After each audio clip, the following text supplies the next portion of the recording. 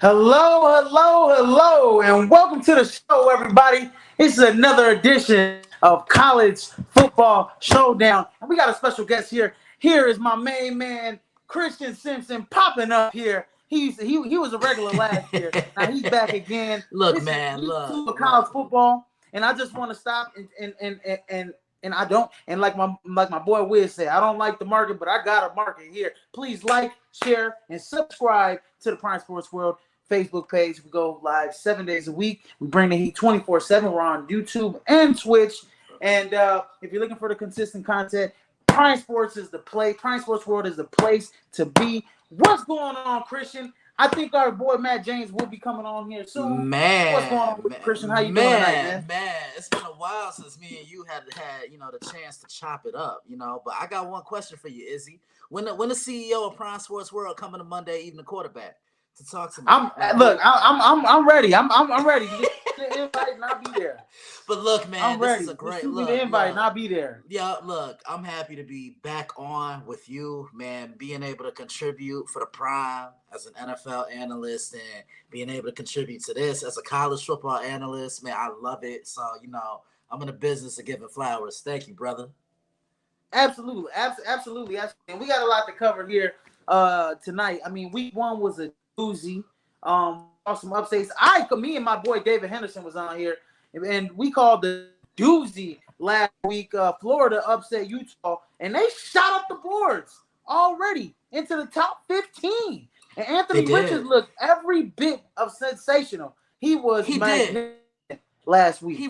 He really did. And the thing I liked I had Florida winning that game as well. I wanted to come on last week, but I had to call a game. So I was calling a high school game in the booth. But watching that Utah-Florida game and the highlights, Anthony Richardson was in such control of the football game. And I knew that was going to be a tough game for Utah. Now, if this game were in Salt Lake City, I'd take Utah all day long. But for a West Coast team to fly across the country in the South, and the Swamp is a tough place to play, Izzy.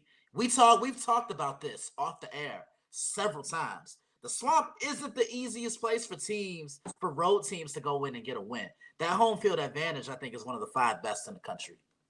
Oh, absolutely. I said that last week. They got close to 90,000 fans, there.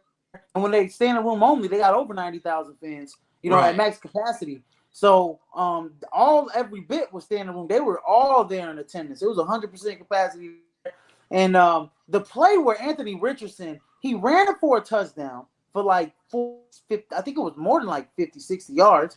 Ran it for a touchdown. Then on the 2-point conversion, did something I've never seen.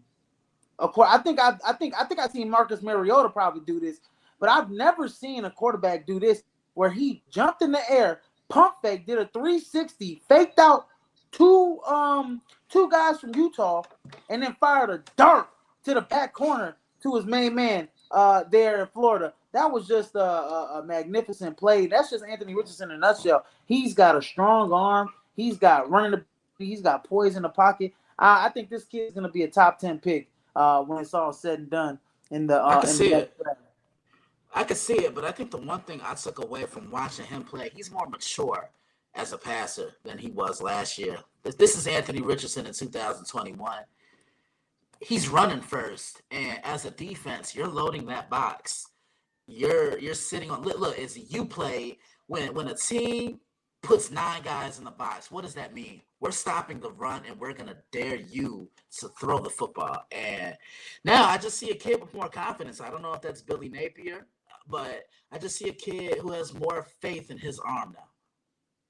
Yeah, no, absolutely. And I think if he keeps it up, he will be picked in the top 10 next year in the next year draft if he keeps it up. Another good game last week that kind of was one of the primetime games was Notre Dame Ohio State. I was very surprised with Notre Dame last week. I was actually, let me take that back. I said this last week that I was the Notre Dame's defense is going to be for real this year.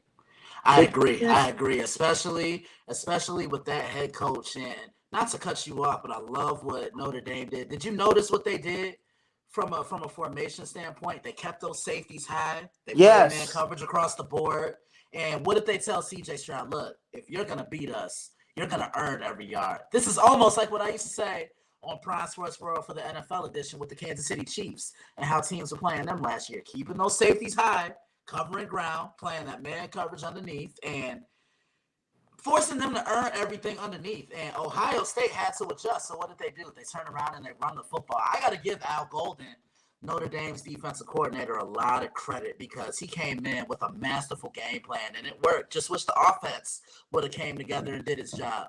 Yeah, there you go. So, last week, the offense played well. I got to give it to the sophomore, Buckner. He started out perfect in the first half. He was 10 of 18, 177 yards. He's a game manager. I mean, he's a young quarterback. He's still learning the system. But I told everybody, I said, man, look, that offense is not going to be it's going to be defensive heavy. You got Foskey there rushing the passer. You got the kid from Northwestern, the transfer Joseph back there at safety. He's the All-American. So I mean, you got playmakers all over the field for Notre Dame in terms of the in terms of their defensive unit. So that team is going to be a top 15 defensive unit in my opinion, or top 10, I think, in my opinion, all season. They just got tired on the field too much, and they gave up some plays in the end when it counted for Ohio State. But for Ohio State on that end, to beat Notre Dame by only 11, I expected much more from their offense. Mm-hmm. They looked a little lethargic.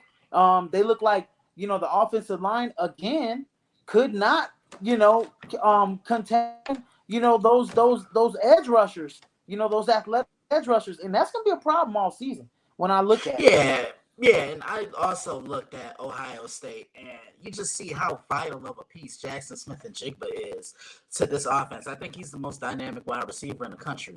Is he the guy is a fluid route runner, and he does more than your typical slot receiver. When you think of slot guys, you automatically think of guys like, Wes Welker, Julian Edelman. You know who he reminds me of a little bit? I've been meaning to bring this up. I want to see what you think of it. He reminds me a lot of Chris Godwin of the Tampa Bay Buccaneers. The ability to go over the top. I can see that. He can block. He's an excellent blocker. He's fluid in his route runs and his route running. And on top of that, he's not afraid to go over the top and take the top off of his own look. So his presence, him not being there, really affected this team. And that's CJ Stroud's safety valve in a way. He knows he can get the ball to Jackson. Jackson's going to say, move out the way. I'm going to do the rest. And, I just think he's so dynamic of a football player. He's not the biggest guy either, but he plays like a possession receiver. And the running game with Travion Henderson and Mayan Williams is going to be deadly this year. And you know what? I'm so glad you said that because I think Travion Henderson's the key for this Ohio State. If you look back at all the years when Ohio State was winning championships, what was the key fixture in their offense? Running the football. Ezekiel Elliott going crazy against Oregon, and even back in 2002 with Maurice Clarett. Can you believe it's been 20 years since that Ohio State team won that championship? That's crazy, ain't it? They've always had good running backs, man. Beanie Wells in those 20 years, Maurice Clarett, Beanie Wells, right. Zeke Elliott, they've always had good running backs. Eddie George won the Heisman back in the 90s for them. Yep. You got who was the two-time Heisman Trophy winner back in the 70s? I forget his name. He went back-to-back Heismans. But the Ohio State's always known for having some good running backs, some good offensive linemen. Another shocking game, Georgia beating the brakes off of Oregon last week. That was a primetime game right there in itself, and they just beat the brakes off of Oregon. I believe it was a over 30-point beat down here. What do you think about that game last week? Now, coming into the game, I kept saying to myself, okay, I know Georgia lost some key pieces from that defense last year, and I started analyzing college football in 2012, Izzy. What I saw from them last year was the best defense I've ever seen in college football. I mean, they made you think that you had a chance, and then they imposed their will on you. And they lost key pieces. You lose Jordan Davis, you lose N'Kobe Dean, you lost Louis Sign, You lost Travion Walker. And those are four key pieces who were really instrumental to what they did. So I'm kind of wondering, okay, what are they going to do? How do they replace that talent? And it looked like they didn't miss a beat. It was But a here's the thing. 46-point beat down. 46 Yeah, point beat down. And here's the thing. Here's the thing, Izzy. It appeared as if Georgia's defense is quicker this year than what they were last year. Look at how they swarmed to the ball. And I want to say this too.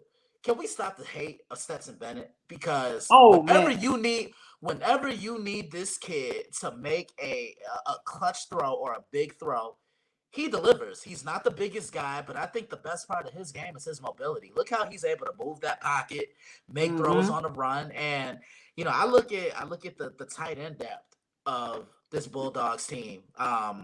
Brock Bowers reminds me a lot of Jeremy Shockey. Darnell Washington, 6'7", 260. Kind of reminds me of a poor man's version. Yeah. That's a big boy, and he's fast. He's moving. Kind of reminds me of Darren Waller a little bit, just with the ability to move in space and how they use him. Like, this Georgia team is surreal. I think this is the best team in the country still. Yeah, no, absolutely. And speaking of Stetson Bennett, I mean, he moved into the Heisman rankings, easily after week 1, 25 for 31, 368 yards, 2 touchdowns. On the other side, Oregon, they got, beat down so bad that they dropped out of the top 25. They were the number 11 ranked team in the nation. Dropped way out of the top 20. They out of the top 25. They're on the outside looking in. But Bo Nix just looked lost out there. Oregon just looked a step behind Georgia. Georgia looks poised for another title run. They look poised. Yeah, they do. To go up against Alabama. The defense is looking just as good as as it always has.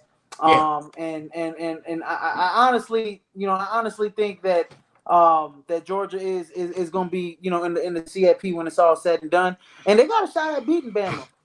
And speaking of Bama, they handled their business last week, and they look real good. Going up against Utah State, beating them 55-0. Bryce Young looked every bit of the best quarterback in the nation last week. Going over the top 25. This is the week 2 polls. At number 1, Alabama. Number 2, Georgia. Like we said, we just talked about those guys. Number 3, Ohio State. We just talked about the top 3. Number 4, Michigan. Michigan handled their business against Colorado State 51-7. They ran the football really well. Number 5, Clemson. One thing about Clemson, I will say this: their defense is really damn good. Their defense is really damn good. Yeah, and I'm looking at this top 5 right here. I did my power rankings the other day, and I actually had Georgia at number 1. I thought they looked the best out of anybody in the country the other day. You expect Alabama to win those games against the Utah State. Even when I was recording What's on Tap on my Instagram, check that out. Follow me on Instagram, by the way. I had to do my little shameless plug. Yeah, absolutely. Go follow Christian Simpson on Instagram. Yeah, on Instagram at the Daily Blitz _61. But I joked around and I said Alabama had a scrimmage against Utah State. I mean, look, anything else really had to be said, but my power rankings were I had Georgia at 1, I had Alabama at 2, I actually had Michigan at 3. And let me tell you something about the Michigan Wolverines. Michigan a couple of years ago would have lost that game, or they would have let Colorado State or an opponent like Colorado State stay within that game. I like how this Michigan team was able to put them away when they had to. They're going to be dangerous again. They're going to run the football. Offensive line is strong. And the defense, they play together as a group. Normally, it's one guy that you circle in on. There's no Aiden Hutchinson. There's no David Ajabo. So it was almost like a pass rush by committee type of thing with Michigan. Ohio State at 4. And I like Clemson at 5. I think Clemson's going to be better, but I don't think DJ Uiagalelei is the guy that's going to lead them to a championship. Yeah, I mean, they used 3 quarterbacks last week. JJ, Cade McNamara, who's going to be the number 1, and JJ McCarthy as well. We saw those guys last season. And then when you look at the rushing attack, Corum, AJ, not AJ Henning, but Edwards, Donovan Edwards. Yeah, yep. Both of those guys, they're gonna be real key. And Corum, he doesn't have God Lee. He was the number 2 running back last year. So now he moves into that number 1 slot. So he's gonna get every bit of the touch this year. Michigan is definitely a team to look out for this year. I think they can be stick in the top four. It all depends on if they can beat Ohio State at the end of the year, which they on a collision course in my opinion. Those are the two top teams in the Big Ten. And then at number 6 you got Texas A&M. Number 7 Oklahoma. Dylan Gabriel. Oklahoma looked sharp last week. And then at number 8, Notre Dame. Number 9, Baylor. Number 10, USC. They have a tough opponent this week. They go against, Stanford. Stanford's always a tough opponent. Caleb Williams looked good last week. Number 11, you got Oklahoma State. 12, Florida. We just talked about it. 13, Utah. 14, Michigan State. 15, Miami. Miami blew the handles off their opponent last week. They looking good. We got to see them against some real competition. They look good. Yeah, and you know what? It's so funny you say that. I think we are going to see them against some real competition. Not this weekend, but next weekend. They got to go to College Station to play the Texas A&M Aggies. I can't wait. I hope I get my hands on that one and I preview that one. And if I do, I think you're going to be the first person to see that preview. Yeah, and then rounding out the top 25, we got 16 Arkansas, number 17 Pitt. They were in the war with West Virginia last week in the backyard, bro. That was a good game. Number 18 NC State, number 19 Wisconsin, 20 Kentucky, number 21 you got BYU, 22 Ole Miss, 23 Wake Forest, sneaky team in the ACC. Love Sam Hartman, love what they do at Wake Forest. I think that's a sneaky team. They won the ACC last. No, they didn't win the ACC last year, but they were one of the best teams in the ACC last year. And then at number 24, and number 25, Houston. And Tennessee has Tennessee. Speaking of Tennessee and Houston, they got some tough matches this week. You got Houston going up against Texas Tech, if I'm not mistaken. And then you have Pitt. You got Tennessee going into Pitt this week, and it's one of our featured games here. Any problems with this top 25 here that the week 2 poll? I mean, I would have Georgia at number 1 just because just how dominant they were. And look, it just seems like as a defending national champion, they're not getting the love and the respect that they deserve. I put Michigan over Ohio State because, to be honest with you, I really didn't like the way Ohio State looked against Notre Dame. Notre Dame gave them all they could handle. I think that was more so Notre Dame losing that game than Ohio State winning that football game last week. Absolutely. Clemson, this was the most energy I've seen them play with in 2 years. They were extremely flat last year. Defense was flying around to the ball. Offense looked good, but still have a couple of questions about DJ. Yeah, honestly, I would have put, NC State was ranked 13th last week. They got a 1-point win against Carolina last week. I would actually have BYU. I would actually have BYU for them. Oh, right. What was that? Oh, no, I was trying to share the show. Oh yeah. Go ahead. I would actually have BYU ahead of NC State, in my opinion. I think they handled business going into South Florida. Beating them down by 30 points. Dennis Curry, he looked a little. The NC State didn't look so sharp against East Carolina. East Carolina is going to be a good this year in the American. Up there, Cincinnati and those boys. So I think that's the only thing. Like I agree with you. I would have Georgia at number 1. After you beat the 11th team in the nation like that, you have to be number 1 in the nation. And then you know what? I'm going to say this: a team that's going to be knocking on the door this week. I said it on Monday. Georgia Tech. Georgia Tech is a team I think is going to be knocking on the door in the top 25 soon. They got a defense. They played really well against Clemson. They just didn't have enough offense to deal with Clemson. But yeah, you're right. DJ Uiagalelei, he one thing I will say this, and TJ was saying this too while we were watching the game last week. He needs a little bit more touch on his throws, right? So when he's throwing those back shoulder throws, he's throwing them with a little bit too much zip. There's no issue.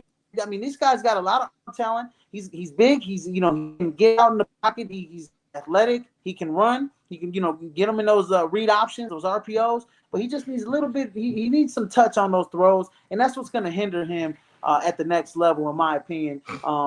Big kid's got the arm strength, got the speeds, got the athleticism, but he just needs to make those touch throws that we like to see from a quarterback at the next level, especially from a top 5 team. I can see them running into some issues later, down the season, maybe against Right. Miami or NC State or something like that. One of those teams that catch up to them. But Clemson is a team that is definitely a top 5 team. And then I'm surprised, Notre Dame, they only slipped 3 spots, and I agree with that one because Notre Dame's defense is really top notch, and the offense just they just they were going against a really good experienced team, and once they start getting in the groove, I think Notre Dame will be a team that we look at that could possibly crack the college football playoff. I have no issues with this with rankings at all. Honestly, I would. Arkansas too. Arkansas looked sharp against Cincinnati. That was a tough opponent that they beat last. They squeaked that one out. I think by touchdown. So I would have put them a little. I would put them probably ahead of Utah or Michigan State, possibly Oklahoma State as well. But we'll see. They got a tough game this week against South Carolina that they got to handle this week. And that's kind of moving forward into my next subject. So, the feature games that I have, we got Alabama and Texas. Tell me how you think the game is gonna shake out here. Well, I preview this one tomorrow on the site. Be on the lookout for that at dailyblitz.live. You know, Texas is a young team. You see what I'm saying? And Nick Saban has had a lot of success against his former assistants. I think he's 27-2 lifetime against all his assistants. I think the key for this game for Texas is Bijan Robinson is going to have the game of his life. He's going to have to impact the game, not only as a runner, but I think as a receiver as well. And that's the thing about running backs. You have to be able to impact the game in more ways than one. You got to be able to block. You have to be able to pick up blitzes. You got to be able to protect the quarterback's blind side. And then you have to also be able to be that receiver that the quarterback can dink and dump it to when everything else that he wants is locked up down the field. Alabama, look, they're going to come in here confident. I think Texas just has to play their game. Quinn Ewers cannot get into a shootout with Bryce Young because that's just asking to lose. And then watch out for a standout defensive player on Texas. Goes by the name of DeMarvion Overshown. He's the leader of this Texas defense. He's going to have to get his guys ready to play. Could it be interesting in the first half? Yeah, but I just think Alabama has way too much across the board. I think Alabama wins this game. Bingo. Yeah, I think Alabama does win this game. They're a 20 favorite in this game. I think John Ryan, he's one of the dark horses for the Heisman. He's still, a 10 pick, projected top pick. This kid is electric in the open field. We're number 5, just like Reggie Bush did. If they have any sort of chance against Alabama, they can't get into a shootout. They have to really muck it up. But John Robinson has to really have one of those special Heisman Trophy, games. You know how you have a Heisman moment? This could be his Heisman moment here. Yeah. But this can also be Bryce Young's Heisman moment. Okay? I think so. Right. So you got number 1 candidate across the board in Bryce Young here in terms of the Heisman, candidate list. So, I think Alabama gets it done. And I do think get it done by a couple touchdowns. I don't know about 3, but, they do get it done by a couple touchdowns. I can see this game being close in the first half. Texas kind of comes out. Too. Yeah. And Alabama's playing in Texas. So, Texas could come out with some, some fire under their belly, some oomph, like how they did with Oklahoma last year, and kind of come out inspired, inspired football. They just got to play it for 4 quarters, and they could do that, and they could, limit Bryce Young into, and limit that offense into, getting into a shootout. They can have a shot. Another thing, we don't talk about it enough. Alabama's defense, led by Will Anderson, low for 2. This defense is really good. So, that's another, aspect of it too, trying to contain Will Anderson on the other side. He's going to be wreaking havoc on that Texas offensive line. Next up on our other feature games, we got number 20, Kentucky, going into Gainesville, Florida, playing against the new ranked number 12, Florida. How do you think this game is going to shake out here? I want to see if Florida can put that win from last week behind them because you have to show up. This is a young team, and young teams still have a tendency of celebrating those wins from a week ago. And they feel like because they may be a superior team to their opponent, they don't have to show up. And we all know that's inaccurate and that's very false. If Kentucky can contain Anthony Richardson and keep him in the pocket, I think they have a really good shot. This is actually a really interesting quarterback matchup. Will Levis on one side, Anthony Richardson on the other side. So I'm really looking forward to seeing this one. I think Florida squeaks out another close victory, Izzy. And you know what? I'm gonna give you a player on the offensive side for Kentucky, Tavion Robinson. Yup. He went crazy last week, against Miami, Ohio, albeit it's against a MAC team in Miami, Ohio. But he's a guy that they have to try to contain. He had 6 receptions for 136 yards. He's a senior leader on that team. Trying to contain him is going to be a handful for Florida in itself. I mean, Anthony Richardson, he had 3 rushing touchdowns, over 100 yards. He had 168 passing yards. 17 to 24. He was looking great. Will Levis is a pure pocket passer. He had 21 to 32, 303 yards and 3 touchdowns with a pick.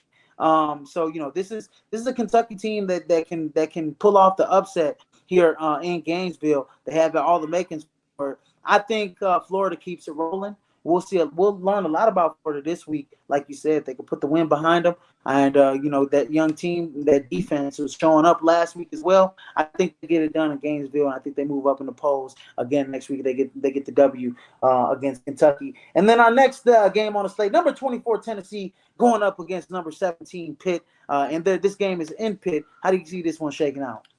Man, Pittsburgh had to grind that game out last week against West Virginia. Hard hitting. Watch for Rodney Hammonds Jr. Really took the game over last week, and they're going to build this offense around him until Keaton Slovis is comfortable with these wide receivers, and he's able to take the game over and take matters into his own hands.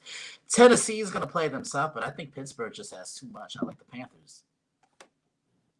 Yeah, no, I can see, Pittsburgh, squeaked out a good win against a tough West Virginia team last week. The emotions were high. That's a rivalry game right there.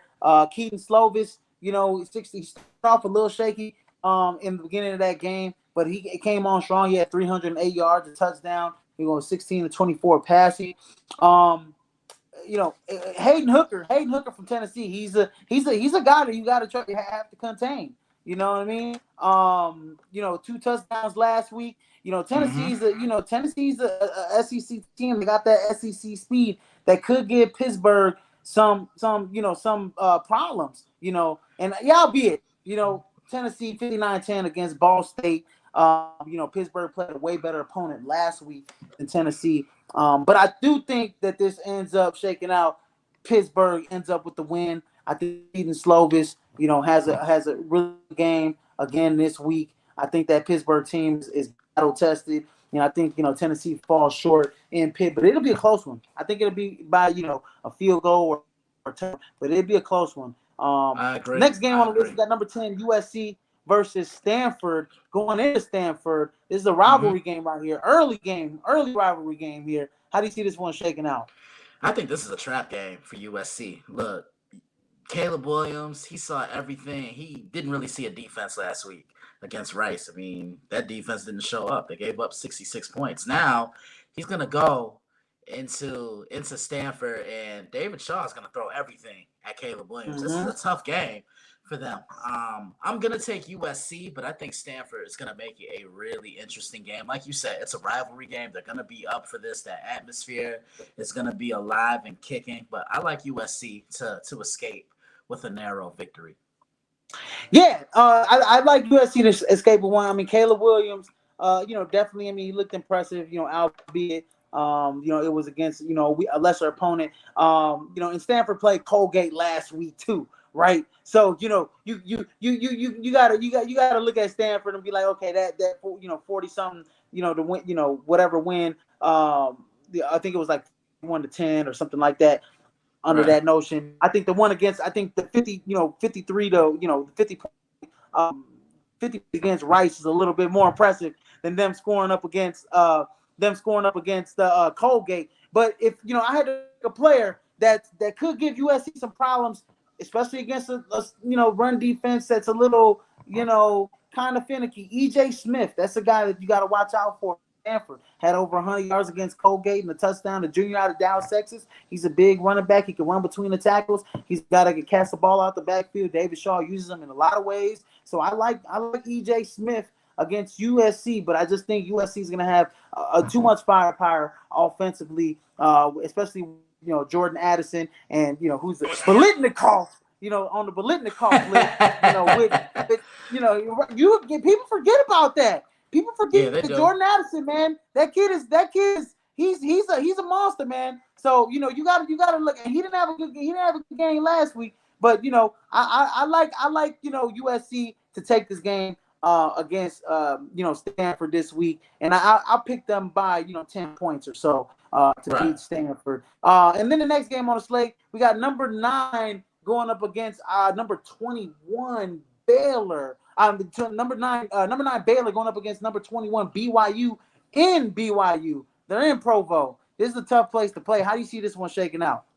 Man, this game can go either way. I know these two met last year, and Baylor beat them by 14 points. But now I look at the matchup, and it just seems like BYU was a little bit more poised than what they were around this time last year. And it starts with the quarterback. He goes by the name of Jaron Hall, and he's a playmaker. He may not be the type of quarterback that Zach Wilson was. I think, he's a little bit more athletic. He's a guy that can move the pocket. He's a guy that can extend plays and get those yards with his feet. Baylor also has a pretty good quarterback by the name of Blake Shapen, and I like this Baylor team. I like this Baylor team a lot, Izzy. I honestly think they could be a playoff team this year. I mean, they can run the ball, and they're not your typical Big 12 team. Like, they grind games out. They slow the game down. They always want to move downhill, and I think they have the best defense in the Big 12. I think Dave Aranda is one of the best defensive-minded coaches in the country. I see this game being close, but defense is going to be the ultimate X factor in this game, and that's where I think it favors Baylor. I'm taking the Baylor Bears. Yeah, I'm going to take Baylor Bears too, man. They have a really good defense, really solid. And Blake Shapen's a really good quarterback. He was 17-20 last week, 214 and 2 touchdowns. And I love Jaron Hall. I mean, for BYU, I think it's going to be a really close game though. This could go to the wire. Possibly we get some overtime in this game, and then we don't know who wins with that one. These are future Big 12 foes, coming up here. And they're playing in a non-conference game, but it's going to be future Big 12 game right here will be BYU and Baylor. So golly, this is a tough one to pick, man, because they're in Provo. That's a hard play to play. Elevation might get Baylor a little bit here, and that crowd noise, might shake up some young guys that are playing for Baylor. They don't have too many of them on the roster, but this is a Baylor team that is more athletic. I think they can get after it offensively, defensively. They are very sharp, fast, side to sideline. So give me the Baylor Bears in a close one, possibly overtime. I think this game goes into, but it's going to be a close one there out there in Utah. And then I got a few upset picks for you, Christian. If you have some of your own here, but I have some upset picks. I got South Carolina this week. Spencer Rattler in South Carolina. They didn't look so hot against was it Georgia State? If I'm not mistaken, that's who they played last week. They kind of pulled away a little bit. Spencer Rattler made a few throws that were like eye popping, but he made some plays that were just like, Spencer's a little inconsistent. But I think South Carolina could come in and they could play Arkansas real tough. Arkansas is a ranked team. I love the quarterback there. That's baby Cam Newton. Even though a lot of people are KJ Jefferson. Yeah, yep. KJ Jefferson. Yeah, KJ Jefferson, baby Cam Newton right there. Even though people are saying Anthony Richardson's more or less, but KJ Jefferson, he's progressed as a passer over his 3-4 years as a college quarterback. I mean, from year one to now, he has just been it's night and day. I think this is a team. I think this is a game that Arkansas could possibly let out get snuck up on with Right. South Carolina. So that's an upset for me. Another upset, I got Arizona State over Oklahoma State. Got, yeah. I mean, Arizona State, man. Herm Edwards got that team. Got that team in a bowl game dang near every year. And I think every year he's been there. He's got them in a Yeah. bowl game. You got Emory Jones, who was the starting quarterback last year. He's transferred from Florida. He's running. He's Yep. running. That offense there in Arizona State. They're a run heavy team this year. So that's a team that they can possibly shock Oklahoma State. The one thing about Spencer Sanders, he's the game changer, right? For Oklahoma State, I think he can change the game against Arizona State. But I think if anybody's going to do an upset, this could be one of them this week. And I put it on the parlay if you're betting something. Just to boost the odds there. Yeah, no, Right. I'll be honestly. And then this is the long shot right here for me.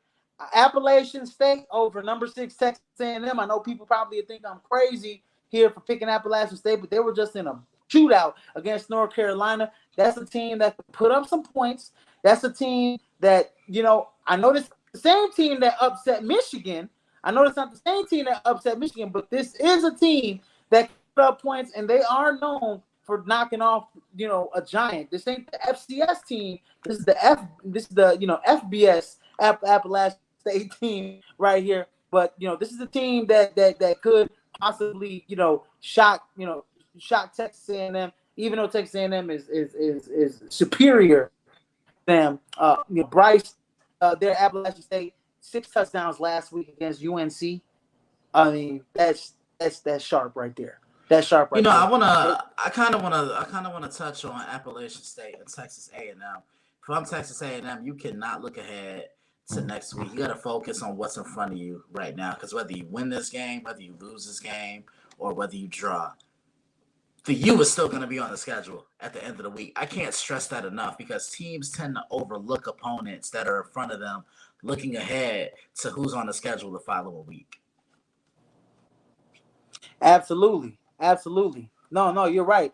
And if they do look ahead to the U next week, thinking that they're gonna be able to beat Appalachian State, they got another thing coming, because this team's gonna come. Other than Bryce at quarterback, you got Nate Noel. This kid's a true sophomore out of Miami. He's fast. He had 116 yards and 2 touchdowns against UNC last week in a barn burner. So this is a Right. team, man. If Texas A&M, falls asleep a little bit, Appalachian State could shock them. Go into College Station and shock them. So I got them as a long shot. I don't, I'm not 100% sure, but if I had to put them on a parlay or as a long shot, and you put a whole bunch of them in, I'd put Appalachian State in one of them just to boost those odds. And I think Appalachian State can get it done. So, I think they can get it done.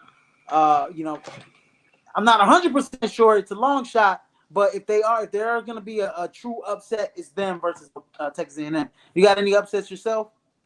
Nah, I don't really have any upsets. I'm just looking forward to another great week of football. Week 2, college football. Another NFL started last night with Buffalo just going into LA and destroying the Los Angeles Rams. And I can't wait to talk about that with you on the Prime on Monday. And then the NFL starting up on Sunday and then concluding on Monday night. It's just a great time in sports right now. What a time to be a football fan. Absolutely. And then in our last subject, our Heisman Watch, as we do every week. At number 1, this is the PSW Heisman Watch, by the way. At number 1, I got Bryce Young, Alabama. Right. He looked very sharp against Utah State last week. CJ Stroud still at number 2. Honestly,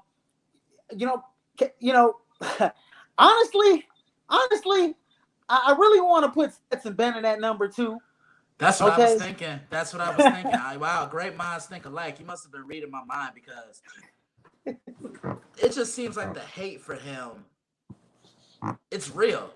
And I'm just saying to myself, okay, like, did he do something to you? Like, what's going on?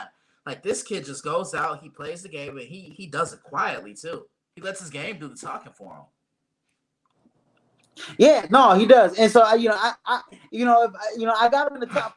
I'm giving CJ Stroud the benefit that he still had 2 touchdowns. He still made some plays where they mattered, and he played against. And I'm not saying that Stetson. I mean, he played against a better opponent in Oregon, and he played against a better opponent in Notre Dame.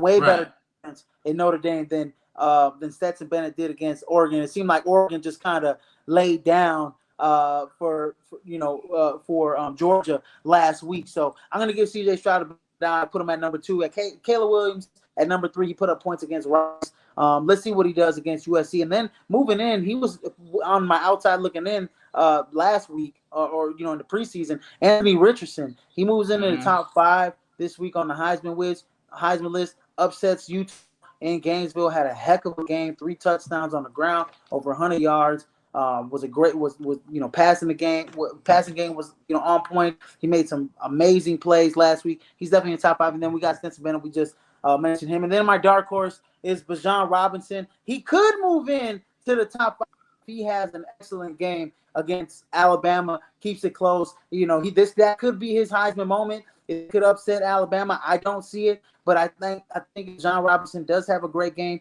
he could move in to the top 5 here, depending on if those other 2 candidates kind of fall off. And then on my outside looking in, I got Will Anderson from Alabama. Still got him. I still got him breaking the NCAA sack record this season. I'm going to hold true to that run right there. I said it and I meant it. So I got Will Anderson still as my outside looking in. And then Dylan Gabriel from Oklahoma.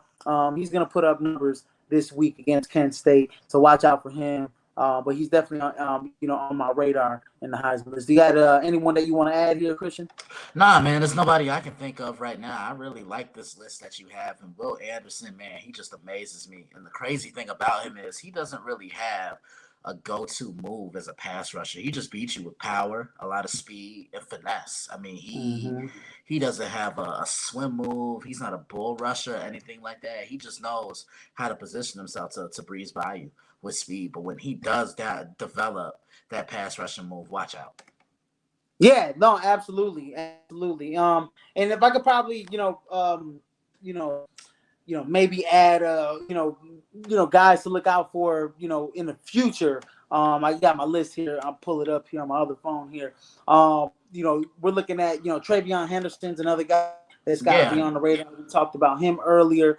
We talked about Jackson Smith and Jigba. The Jigba, like he's definitely on the list.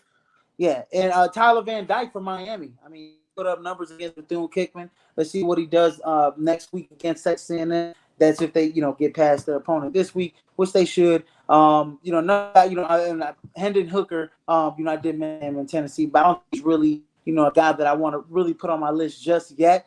And then a guy like Spencer Sanders from Oklahoma State. He puts up numbers there at Oklahoma State. I'm gonna, kind of keep him on close to my radar as well. Spencer Sanders is definitely a guy that we got to look out for in the Heisman list. But anyways, Christian, it's been a doozy here, and we're wrapping up week two of our college football showdown, episode 578 for Prime Sports World. Everybody, go ahead, please like, share, and subscribe to the page here. We're live on YouTube, Twitch, and Facebook. Go ahead and like our NFL Supreme and NBA Supreme Facebook page, and go check out the Monday evening quarterback. You can catch me. Go check out the Monday evening quarterback and the Daily Blitz. DailyBlitz.blog. Become a subscriber today. Follow us on Twitter at DailyBlitz_61. Look, man, I'm all on social media, and I'm working with the best in the business right here. That's Mr. Israel Rivera, man. Yes, sir, yes, sir. And we keep it locked down here at Prime Sports World, going live 7 days a week, 24/7. And what we do here, Christian. You know what we do, buddy. And I'm about to ladies and gentlemen, because Prime Sports World brings the heat. We bring the heat 24/7, 24/7 days. 24/7 days. We know how. Yes, sir. And catch David and TJ this weekend as they go have their weekend episode of the crossover. So you guys don't want to miss that. But yeah, Christian, it's been a doozy. Next week, Mac James should be able to join us. And everybody drink responsible on week 2 of the college football college football season this week. And everybody have fun and watch your teams. And in case I didn't miss you, man, good afternoon, good evening, and good night. How back to you, Christian? Hey, man, it was a real one, man. I'm glad to be back. I'll be back next week for sure. You got me for the whole season, all right? Yes, sir. Yes, My sir. man. Keep it here locked at Prime Sports World, guys. Peace out.